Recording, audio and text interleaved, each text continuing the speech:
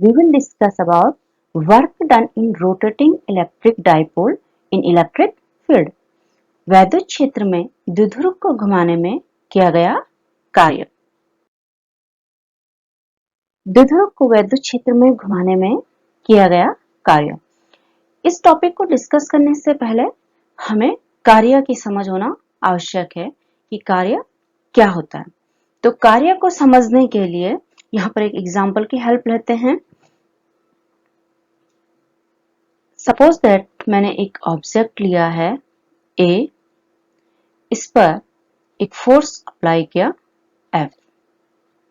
जैसे ही मैं इस ए ऑब्जेक्ट पे ये फोर्स अप्लाई करूंगी तो इसमें क्या होगा, मोशन होगा और ये अपनी इस पोजीशन से खिसक कर इस नई पोजीशन पे आ जाएगा।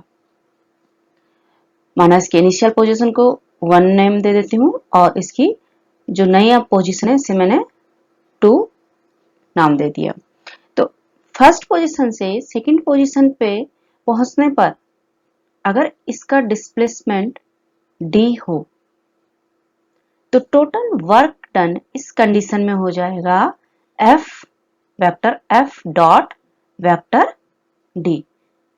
फोर्स और डिस्प्लेसमेंट दोनों वेक्टर क्वांटिटी हैं और वर्क इनका डॉट प्रोडक्ट होता है। डॉट प्रोडक्ट को अगर हम ओपन करें तो ये हो जाएगा F d cos थीटा। यहां पर cos थीटा फोर्स और डिस्प्लेसमेंट के बीच के एंगल का, cos थीटा फोर्स और डिस्प्लेसमेंट के बीच के एंगल के कोसाइन है। इस फिगर में अगर ये फोर्स, यहां पर हमने ये फोर्स लिया है F, तो डिस्प्लेसमेंट भी इसी डायरेक्शन में है, यानी फोर्स और डिस्प्लेसमेंट के बीच का angle theta equal to 0 degree है। तो यहां पर cos थीटा की जो वैल्यू है वो हो जाएगी cos 0 डिग्री, दैट मीन्स 1। तो इस प्रकार से जो टोटल वर्क डन है वो 3 चीजों पे डिपेंड करता है। एक तो फोर्स पर जो हम अप्लाइड करते हैं, दूसरा डिस्प्लेसमेंट, कितना डिस्प्लेसमेंट हुआ, और तीसरा डिपेंड करता है फोर्स और डिस्प्लेसमेंट के बीच के एंगल के कोसाइन पर। वर्क की डायमेंशन होती है न्यूटन मीटर। चलिए नेक्स्ट टॉपिक स्टार्ट करते हैं। वैद्युत क्षेत्र में द्विध्रुव को घुमाने में जो कार्य होगा उसे हम डायग्राम की हेल्प से समझते हैं। यहां पर एक यूनिफॉर्म इलेक्ट्रिक फील्ड हमने लिया है, इसे E से डिनोट करते हैं। इस यूनिफॉर्म इलेक्ट्रिक फील्ड में एक डायपोल रखा। डायपोल अगर 2 पॉइंट चार्जेस इक्वल मैग्नीट्यूड और अपोजिट नेचर के मिनिमम डिस्टेंस पे रखे जाएं तो ऐसे सिस्टम को इलेक्ट्रिक डायपोल कहते हैं। इस इलेक्ट्रिक डायपोल को हमने इस यूनिफॉर्म इलेक्ट्रिक फील्ड में माना एक एंगल θ1 पे रखा है। ड्रॉ कर लेते हैं। सपोज दैट इसे हमने रखा है θ1 एंगल पे। अब इस डायपोल को इस पोजीशन से हमें रोटेट करना है, क्योंकि जो हमें वर्क डन निकालना है वो कब निकालना है, जब हम इलेक्ट्रिक डायपोल को इलेक्ट्रिक फील्ड में रोटेट करेंगे। तो इसे रोटेट करने के बाद इसकी सपोज दैट न्यू पोजीशन ये हो जाती है। माना ये नई पोजीशन इस यूनिफॉर्म इलेक्ट्रिक फील्ड के साथ θ2 का एंगल बनाती है। तो यहां पर इलेक्ट्रिक डायपोल की 2 पोजीशन हो गई हैं। ये फर्स्ट पोजीशन है और आफ्टर रोटेशन ये इसकी सेकंड पोजीशन हो गई है। तो इन 2 पोजीशन में जब ये रोटेट हुआ θ1 से θ2 तक, तो हमें निकालना वर्क डन। वर्क कैलकुलेट करने के लिए हमें फोर्स और डिस्प्लेसमेंट चाहिए। तो इस जो कंडीशन है, जो ये हमने सिस्टम बनाया है, इसमें जो डिस्प्लेसमेंट है वो एंगुलर डिस्प्लेसमेंट है। θ1 से θ2 यानी कोणीय विस्थापन हो रहा है, यहाँ पे लीनियर डिस्प्लेसमेंट नहीं है। दूसरा हमें चाहिए फोर्स। तो फोर्स, अगर हम एक इलेक्ट्रिक डायपोल को लें, इसमें इस पे दो पोल है, प्लस और माइनस। प्लस वाले सिरे पर एक इलेक्ट्रिक फोर्स जनरेट होगा जिसकी डायरेक्शन, इसे अगर मैं F1 से डिनोट करूं तो इसकी डायरेक्शन इस यूनिफॉर्म इलेक्ट्रिक फील्ड के अलोंग होगी, जबकि माइनस वाले पे जो फोर्स अप्लाई होगा उसकी डायरेक्शन जस्ट अपोजिट हो जाएगी। तो इस तरीके से इस इलेक्ट्रिक डायपोल पे दो फोर्स अप्लाई होंगे और दोनों की डायरेक्शन अपोजिट हो जाएगी। तो अपोजिट होने के कारण इसमें ये इसको रोटेट करने का काम करेंगे जब तक कि ये इलेक्ट्रिक डायपोल इस यूनिफॉर्म इलेक्ट्रिक फील्ड में स्टेबल कंडीशन में ना जाए। तो F1 और F2 इसको रोटेट करेंगे। इसलिए इस पर डायपोल पर यहाँ पर सिंगल फोर्स न लग के कपल फोर्स यानी बल युग्म काम करेगा, और जब बल युग्म काम करता है तो हमें आघूर्ण प्राप्त होता है। और इस कंडीशन में, इलेक्ट्रिक डायपोल की कंडीशन में, बल आघूर्ण यानी टॉर्क टाउ बराबर होता है P E sine theta. Suppose that इसे इक्वेशन नंबर 1 ले लें। अब अगर हमने इनिशियल कंडीशन में एक स्मॉल डिस्प्लेसमेंट लिया है d थीटा, तो उस कंडीशन में एंगुलर डिस्प्लेसमेंट हो जाएगा d थीटा। और इस छोटे से डिस्प्लेसमेंट के लिए सपोज दैट जो हम वर्क कैलकुलेट कर रहे हैं वो है डी डब्ल्यू, तो वर्क डन कितना हो जाएगा, फोर्स इनटू डिस्प्लेसमेंट। और यहां पर इलेक्ट्रिक डायपोल की कंडीशन में फोर्स है टाउ और डिस्प्लेसमेंट है डी थीटा। इसे इक्वेशन नंबर 2 से रिप्रेजेंट कर लेते हैं। अब टोटल वर्क डन हमें कैलकुलेट करना है। ये हमने स्पोन डिस्प्लेसमेंट, जो एंगुलर डिस्प्लेसमेंट है डी थीटा, उसके लिए हमने एक स्मॉल वर्क डन निकाला डी डब्ल्यू। तो अगर हम इस डायग्राम में इस डायपोल को थीटा 1 से थीटा 2 तक एंगुलर डिस्प्लेसमेंट कर रहे हैं, तो इस कंडीशन में जो टोटल वर्क डन होगा वो आ जाएगा हमारा W equal to integration of D W. और कहां से कहां तक इंटीग्रेट होगा, ये होगा हमारा थीटा 1। देखो कहां से, पहले ये इलेक्ट्रिक डायपोल पोजीशन नंबर 1 में थीटा 1 एंगल के साथ ई में था, जबकि ये थीटा 1 से कितना डिस्प्लेस्ड हो गया, थीटा 2 तक। यानी जो डिस्प्लेसमेंट है वो कितना हो रहा है, थीटा 1 टू थीटा 2। तो इसकी लिमिट हो जाएगी हमारे पास theta 1 to theta 2। Value substitute करते हैं, ये हो जाएगा integration theta 1 to theta 2 D W की value tau D theta. Equation number 1 से टाउ की वैल्यू पुट करें, ये आ जाएगा theta 1 limit to theta 2। Tau हो जाएगा P E sine theta D theta. अब जब हम इंटीग्रेशन करते हैं तो कांस्टेंट क्वांटिटी इंटीग्रेशन से बाहर आ जाती है। इस इक्वेशन में P और E कांस्टेंट है। E यूनिफॉर्म इलेक्ट्रिक फील्ड हमने ऑलरेडी लिया है, तो E क्या हो गया, कांस्टेंट। ये इंटीग्रेशन से बाहर आ जाएगा।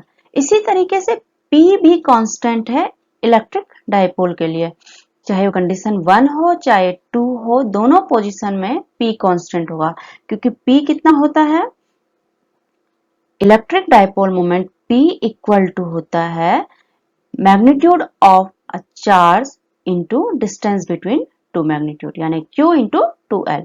ये इलेक्ट्रिक डायपोल के किसी भी एक चार्ज का मैग्नीट्यूड इनटू दोनों चार्ज के बीच की डिस्टेंस होता है। तो दोनों पोजीशन में P भी कांस्टेंट होगा, इसलिए यहां पर हम इसे लिख सकते हैं P इंटीग्रेशन के बाहर आ जाएगा, E भी बाहर आ जाएगा, तो अंदर क्या बचेगा हमारे पास, थीटा 1 टू थीटा 2 ओनली, क्या बचेगा, साइन थीटा, क्योंकि वैल्यू किसकी चेंज हो रही है, थीटा की चेंज हो रही है और थीटा किसके साथ है, साइन के साथ, तो साइन थीटा अंदर रहेगा इंटीग्रेशन के लिए। अब हम इसे इंटीग्रेट करेंगे तो ये आ जाएगा हमारे पास, साइन थीटा का इंटीग्रेशन होता है माइनस कॉस थीटा। यहाँ पे हम लिमिट ले लेंगे और लिमिट हो जाएगी theta 1 lower limit to upper limit theta 2। Value substitute करें तो ये हो जाएगा पी ई, ब्रैकेट में आ जाएगा माइनस कॉस थीटा 2 और माइनस माइनस का प्लस, यहाँ पे क्या होना चाहिए था माइनस, बट ऑलरेडी माइनस है इसलिए ये हो जाएगा प्लस कॉस थीटा 1। इसे हम लिख सकते हैं पी ई, ब्रैकेट में आ जाएगा, रीअरेंज कीजिए, cos theta 1 minus cos theta 2। तो ये हो गया टोटल वर्क डन अगर हम किसी इलेक्ट्रिक डाइपोल को किसी यूनिफॉर्म इलेक्ट्रिक फील्ड में रोटेट करें। हमने क्या किया, थीटा 1 से थीटा 2 तक रोटेट किया और हमने वर्क डन कैलकुलेट किया। Work done force into displacement होता है। इस कंडीशन में डिस्प्लेसमेंट एंगुलर है और फोर्स की जगह हमें टॉर्क लेना है क्योंकि इलेक्ट्रिक डाइपोल पे बल युग्म काम करता है। अब इसमें थीटा 1 और थीटा 2 की डिफरेंट कंडीशन के लिए डिफरेंट स्थितियां बनेंगी, तो इन्हें सॉल्व करते हैं। फर्स्ट कंडीशन, यहां पर हमने यूनिफॉर्म इलेक्ट्रिक फील्ड में जो थीटा 1 है इसे क्या कर लिया है, जीरो कर लिया है।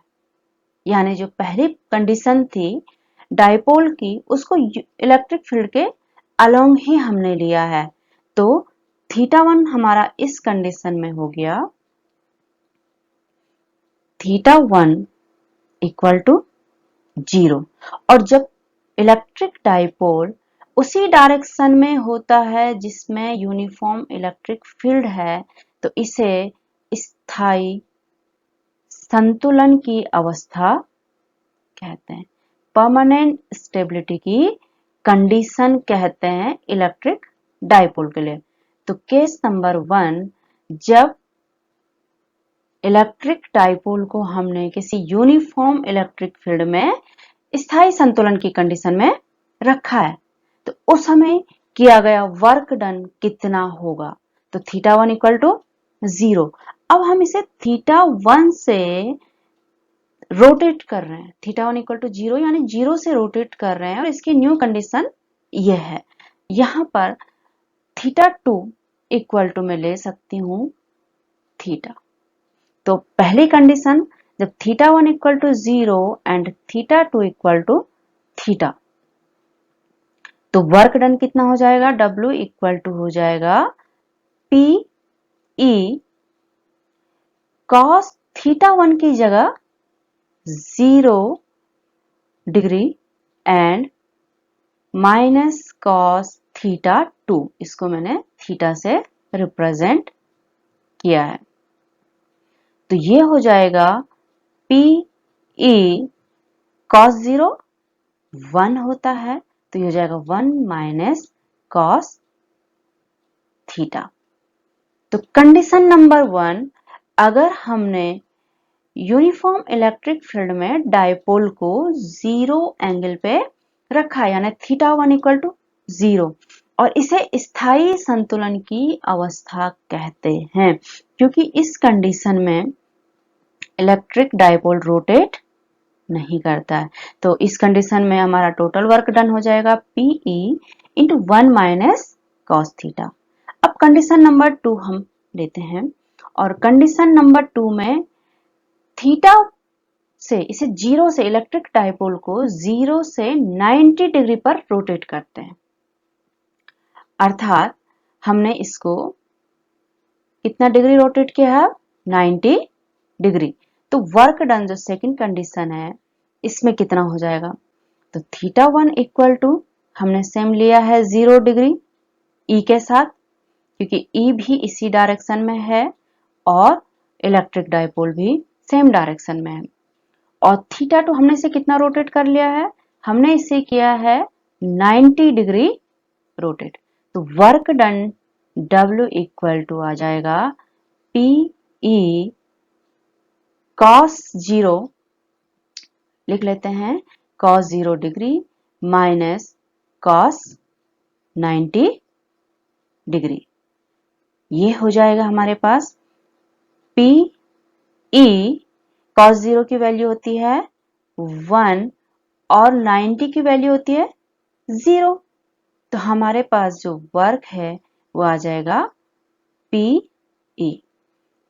अगर हम किसी इलेक्ट्रिक डाइपोल को स्थायी संतुलन की कंडीशन से परपेंडिकुलर रोटेट करते हैं, यानी 90 डिग्री पे रोटेट करते हैं, तो जो वर्क डन है वो कितना आता है हमारे पास, पी ई, यानी electric dipole moment into uniform electric field. Next condition, same हमने यही यूनिफॉर्म इलेक्ट्रिक फील्ड लिया है, इसमें हमने इलेक्ट्रिक डाइपोल को लिया है। इस कंडीशन में भी ये इसके साथ यानी θ1 इक्वल टू 0। अब हमने यहां पे क्या किया है, इसे यहां से रोटेट किया है और जस्ट अपोजिट हमने इसे रोटेट कर लिया है, यानी θ1 इक्वल टू कंडीशन नंबर 3 में θ1 इक्वल टू हमने लिया है स्थायी संतुलन की अवस्था है तो 0 डिग्री लिया है। हम इसे रोटेट कर रहे हैं और हम इसे θ2 ले रहे हैं 180 डिग्री। तो जो नया एंगल इसका आ गया है, यहां से यहां हमने इसे रोटेट किया 180 डिग्री। देखिए पहले प्लस इधर था और माइनस इधर था, क्योंकि इलेक्ट्रिक डायपोल इसी कंडीशन में होगा, प्लस ई की डायरेक्शन में होगा और माइनस अपोजिट डायरेक्शन में होगा। जब हम इसे 180 रोटेट करेंगे तो माइनस इस तरफ आ गया और प्लस इस तरफ आ गया। तो इसे सॉल्व करते हैं। कंडीशन नंबर 3 में θ2 इक्वल टू हमने लिया है 180 डिग्री। वैल्यू सब्स्टिट्यूट कीजिए तो W इक्वल टू हो जाएगा P E cos 0 degree minus cos 180 degree. तो ये हो जाएगा हमारे पास पी ई कॉस 0 की वैल्यू होती है 1 और कॉस 180 की वैल्यू होती है -1, और माइनस ऑलरेडी है तो माइनस माइनस प्लस, तो ये हो गया हमारे पास +1 और 1 एंड 1 2, तो ये हो गया 2 पी ई। तो इस कंडीशन में टोटल वर्क डन हो गया हमारे पास twice of electric dipole movement into electric field. देखिए मैक्सिमम वर्क डन हमें थर्ड कंडीशन में मिल रहा है। क्यों? क्योंकि हम इसे जस्ट रिवर्स कर रहे हैं। इसकी जो स्टेबल कंडीशन है वो कब है, जब ये ई के साथ इलेक्ट्रिक फील्ड के साथ 0 डिग्री का एंगल बनाएगा, और हमने इसको जस्ट रिवर्स किया तो इसकी अपोजिट, हमने इसकी जो परमानेंट स्टेबिलिटी है उससे जस्ट अपोजिट करने में सबसे ज्यादा हमें वर्क डन करना पड़ेगा।